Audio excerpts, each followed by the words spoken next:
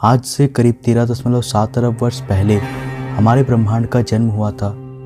ये ब्रह्मांड जिसे आज हम अपने चारों तरफ देख सकते हैं, जो हमारी कल्पनाओं से भी विशाल है और शायद अनंत है। 13.7 अरब वर्ष पहले हमारे ब्रह्मांड के साथ ही समय भी अस्तित्व में आया था और ये तब से निरंतर चलता ही जा रहा है। समय के गुजरने के साथ साथ ब्रह्मांड भी फैलता गया, विकसित होता गया, नए तारों का जन्म हुआ, प्लैनेट्स की रचना हुई, सौर मंडलों का गठन हुआ, फिर एक प्लैनेट में जीवन का बीज पनपा। पहले एक कोशिकीय जीव, फिर समय के साथ विकसित होकर बहुकोशिकीय जीव अस्तित्व में आए। समय गुजरता गया, मौसम बदलते गए और फिर अस्तित्व में आए इंसान। इंसानों ने खुद में तेजी से बदलाव किए और ये अन्य जीवों से ज़्यादा समझदार बन गए। इंसानों ने अपने कठिन जीवन को आसान बनाने के लिए अपनी बुद्धि का इस्तेमाल किया और 2 लाख साल बाद आज वर्तमान में हम इंसान अपनी धरती से निकलकर चांद तक जा चुके हैं। हमने खुद को काफ़ी विकसित किया है और निरंतर और विकास करते जा रहे हैं। आने वाले कुछ 100 सालों में हम इस धरती से निकलकर अन्य प्लैनेट्स में भी जीवन को फैला पाएंगे, पर समय निरंतर आगे बढ़ता जाएगा। ये हमारे आने से पहले भी था और हमारे खत्म होने के बाद भी अस्तित्व में रहेगा। हम कभी समय को रोक नहीं पाएंगे, ना ही समय हमारे लिए रुकेगा और ये निरंतर चलता ही जाएगा।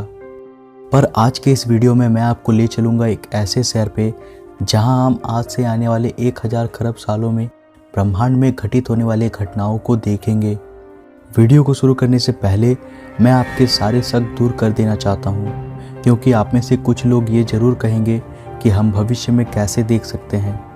दोस्त, जो मैं आगे आपको बताऊंगा वो पूरी तरह से वैज्ञानिकों द्वारा किए गए मैथमेटिकल कैलकुलेशंस पर आधारित हैं, जो कि वैज्ञानिकों ने गहरे रिसर्चेस और पढ़ाई करने के बाद सामने रखे हैं। शुरुआत करते हैं 1 अरब साल बाद से।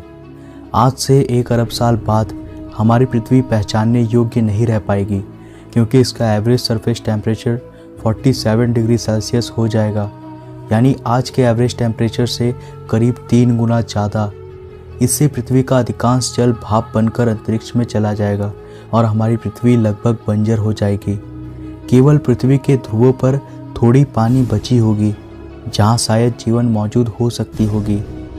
पृथ्वी का ये हाल सूरज की ल्यूमिनोसिटी यानी चमक में बढ़ोतरी के कारण होगी।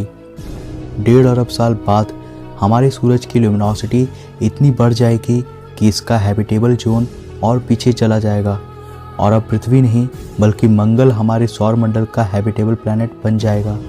अब मंगल ग्रह का सरफेस टेम्परेचर जीवन के लिए उपयुक्त बन जाएगा और यह उस समय के बुद्धिमान सभ्यताओं का घर बन जाएगा। 2.3 अरब साल बाद हमारी धरती का आउटर लिक्विड कोर जम जाएगा और इसके परिणाम स्वरूप पृथ्वी हमेशा के लिए अपने इलेक्ट्रोमैग्नेटिक फील्ड को खो देगी। 2.8 अरब वर्ष बाद धरती की सरफेस टेम्परेचर बढ़कर 149 डिग्री सेल्सियस तक चली जाएगी, जिसका मतलब धरती पर मौजूद सरल एक कोशिकीय जीव तक नष्ट हो जाएगी और अरबों सालों के इतिहास में पहली बार धरती पूरी तरह से वीरान हो जाएगी। 3.3 अरब साल बाद 1% चांसेस होंगे कि बुध ग्रह की ऑर्बिट अनस्टेबल हो जाएगी और यह शुक्र ग्रह के साथ टकरा जाएगी। इससे हमारा आंतरिक सौरमंडल लगभग तबाह हो जाएगा। 3.5 अरब साल बाद सूरज की ल्यूमिनोसिटी आज से करीब 40% ज़्यादा बढ़ जाएगी और अब धरती की सरफेस टेम्परेचर बढ़कर 1330 डिग्री सेल्सियस तक पहुंच जाएगी। इससे धरती पूरी तरह से नरक बन जाएगी। इस समय धरती का वातावरण आज के शुक्र ग्रह के समान बन जाएगा और आज से करीब 4 अरब साल बाद हमारी पूरी गैलेक्सी रंग रूप में पूरी तरह से बदल जाएगी, क्योंकि हमारी ओर आती हुई एंड्रोमेडा गैलेक्सी, जो कि आकार में हमारी गैलेक्सी से काफ़ी विशाल है, 4 अरब साल बाद ये हमारी गैलेक्सी से टकरा जाएगी, जिससे एक नई गैलेक्सी का जन्म होगा, जिसका नाम मिल्कोमेडा रखा जाएगा। इस कोलिजन के वक्त जो बुद्धिमान सभ्यता जीवित होंगी, उन्हें अपने आसमान का नज़ारा कुछ इस प्रकार से देखने को मिलेगा। बहुत ही खूबसूरत है। 5 अरब साल बाद हमारे सूरज के कोर का सारा हाइड्रोजन खत्म हो जाएगा और अब इसका एक रेड जायंट में बदलने की प्रक्रिया शुरू हो जाएगी और करीब 7.5 अरब साल बाद हमारा सूरज आज के आकार की तुलना में 256 गुना बड़ा हो जाएगा। 7.9 अरब साल बाद बुध, शुक्र, यहाँ तक कि पृथ्वी भी सूरज के अंदर समा जाएगी और यह अस्तित्व से हमेशा के लिए गायब हो जाएगी। पर यह अनुमान है कि इस वक्त शनि ग्रह का एक चांद टाइटन का सरफेस टेम्परेचर जीवन की शुरुआत के लिए उपयुक्त बन जाएगी। परंतु 8 अरब साल बाद ही हमारा सूरज एक बहुत बड़े धमाके के साथ एक वाइट ड्वार्फ में बदल जाएगा और ये साइज में बस हमारी धरती के जितना ही रह जाएगा। इसी के साथ हमारा सौरमंडल का अस्तित्व हमेशा के लिए समाप्त हो जाएगा। पर समय का चक्र इसके बाद भी निरंतर घूमता रहेगा। भविष्य में 100 अरब वर्ष बाद यानी आज से 1 खरब साल बाद यूनिवर्स के एक्सपेंशन की वजह से हमारे लोकल ग्रुप ऑफ गैलेक्सी के बाहर मौजूद सारे ग्रुप्स हमसे बहुत दूर चले जाएंगे और हम उन्हें कभी नहीं देख पाएंगे। इस पॉइंट पर जीवित बुद्धिजीवियों के लिए दृश्य ब्रह्मांड केवल हमारा यह लोकल ग्रुप ही रह जाएगा, जो कि चारों तरफ से गहरे अंधेरे से घिरा होगा।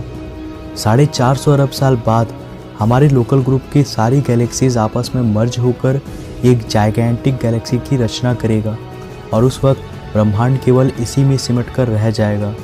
अब पूरा ब्रह्मांड अकेलेपन की असीमित गहराइयों में डूब चुकी होगी। करीब 40 खरब साल बाद हमारी सबसे नज़दीकी पड़ोसी सितारा प्रॉक्सिमा सेंटोरी भी आखिरकार अपना दम तोड़ देगी और 120 खरब साल बाद आज इस वीडियो को देखते वक्त आसमान में दिखने वाले आखिरी सितारे की भी मौत हो जाएगी और 1200 खरब सालों बाद ब्रह्मांड का अंतिम सितारा भी बुझ जाएगा और इस वक्त पर अंतरिक्ष में जो अंतिम चीज़ें बची रह जाएंगी वे होंगी white dwarfs, neutron stars, brown dwarfs और ब्लैक होल्स। अंत में हमारा रोशनी से जगमगाता हुआ यह गैलेक्सी गहरे अंधकार में डूब जाएगा और पूरा ब्रह्मांड कहीं वीराने में अदृश्य हो जाएगा और बाकी सभी चीज़ों की तरह ब्रह्मांड का भी एक दिन अंत तय है। लेकिन 1200 खरब साल जो संख्या में लिखने पर इतना लंबा है, इतने लंबे समय की कल्पना करना मानव समझ से परे है और वर्तमान में हमारे पास अपने जीवन को जीने के लिए पूरा समय बचा है, इससे पहले कि ब्रह्मांड की आखिरी दीपक बुझ जाए। तो गाइस, आज के लिए बस इतना ही। आप मुझे नीचे कमेंट करके बताओ कि क्या मानव सभ्यता भविष्य की चुनौतियों का सामना करने के लिए खुद को इतनी एडवांस बना पाएगी कि हम ब्रह्मांड के अंत को देख सके। अगर आपको ये वीडियो पसंद आया तो वीडियो को लाइक करो, साथ ही इसे अपने दोस्तों के साथ शेयर करो। आज के इस वीडियो का लाइक एम आप ही लोग बताओ मुझे नीचे कमेंट में। अगर आप नए हो इस चैनल पे तो चैनल को सब्सक्राइब कर लो, साथ ही नोटिफिकेशन बेल को भी ऑन कर लो। मैं मिलता हूँ फिर से एक नए इंटरेस्टिंग वीडियो के साथ, तब तक के लिए बाय।